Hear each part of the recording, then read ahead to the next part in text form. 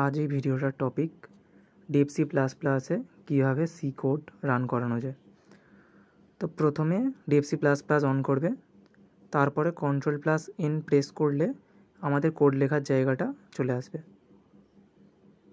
যেমন আমার এখানে চলে এসেছে Untitled1 বলে এখানে কোড।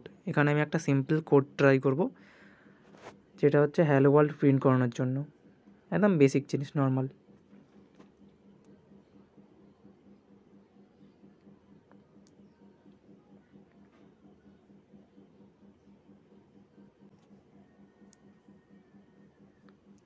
কোডটা কমপ্লিট হলো। এবার F11 প্রেস করব।